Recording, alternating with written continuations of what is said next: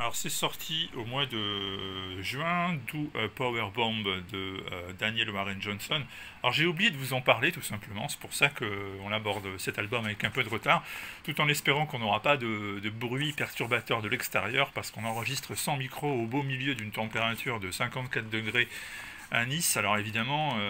on est dans un contexte où tout est absolument grand ouvert, et sans micro ça risque de faire du bruit. Alors espérons qu'au-delà des cigales, on n'est pas aussi droit à de grosses motos par exemple. D'où Powerbomb de Daniel Warren Johnson, c'est une mini-série qui nous plonge dans l'univers du catch. Alors le catch, quand j'étais petit, c'était les superstars du catch, et je regardais Hulk Hogan, le Géant Ferré, Randy Savage, Macho Man par exemple. Et on retrouve ce sport qui en fait n'en est pas un, c'est plus un spectacle, puisque les combats sont écrits d'avance. C'est une espèce de ballet, on sait déjà qui va gagner, on sait déjà comment, mais ça reste tout de même du grand spectacle, et puis des sportifs de très haut niveau, parce que si vous essayez vous de faire la même chose,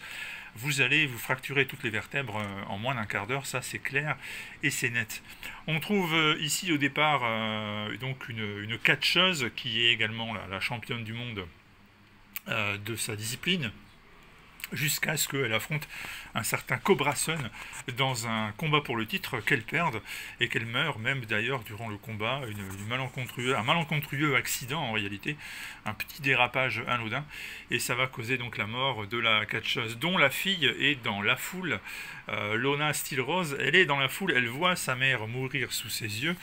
et à partir de là, plutôt que de la dégoûter définitivement de ce sport violent, elle va se lancer dans la quête de devenir la meilleure catcheuse possible.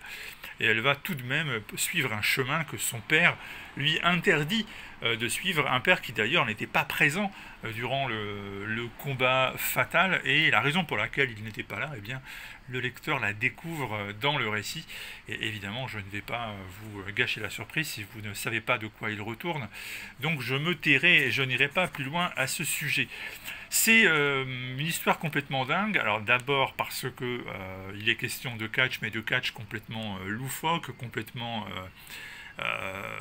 outrancier, à tel point qu'à un moment donné, un nécromancien intervient et propose à Lona de concourir dans une espèce de championnat du monde de catch où tout est permis, qui se déroule dans une sorte de monde parallèle, et où les vainqueurs, c'est du catch par équipe à deux donc, où les vainqueurs peuvent exaucer leur vœu le plus sincère, la chose la plus extraordinaire qu'ils désirent. Et quand on a perdu sa propre mère, et bien évidemment le vœu est assez simple à deviner.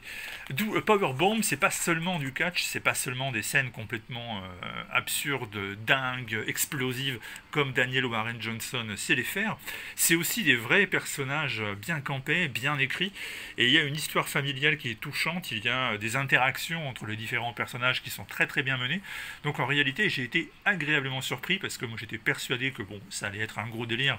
mais qu'il fallait pas creuser trop profond parce qu'on n'allait pas trouver grand chose, et en fait c'est pas ça du tout. C'est un album qui est beaucoup plus stratifié qu'il en a l'air. L'histoire elle est très bien écrite, et c'est même, j'ai envie de dire, ce que Daniel Warren Johnson, en termes de synthèse d'un récit qui se tient et d'un dessin qui est magnifique, quand on aime évidemment ce style, j'ai envie de dire que c'est peut-être ce qu'il a fait de mieux pour l'instant. Raison de plus pour investir dans du Powerbomb. Alors évidemment, je ne vais pas trop loin dans l'histoire, je ne vous raconte pas ce qui se passe une fois que commence ce tournoi complètement dingue, parce que sinon je vous gâcherai la surprise. Surprise qui concerne donc Cobra Sun, qui concerne donc les liens entre les différents personnages, et la manière dont ce grand tournoi va se terminer, et quelles conséquences pour les personnages sur leur vie personnelle. C'est une œuvre donc très touchante, très belle, qui est sortie chez Urban Comics, avec en plus, vous le voyez, vous avez une wraparound cover, donc une couverture qui fait aussi bien le recto que le verso, même si elle s'interrompt au niveau du dos, et c'est un album, ma foi, très beau, extérieur comme intérieur. Raison de plus pour y penser si ce n'est pas déjà fait, et on se donne rendez-vous de notre côté dans la semaine pour d'autres vidéos comics. Bonnes vacances et bon courage si vous aussi vous avez droit à l'impitoyable canicule qui est ici à Nice depuis maintenant quelques jours. A bientôt.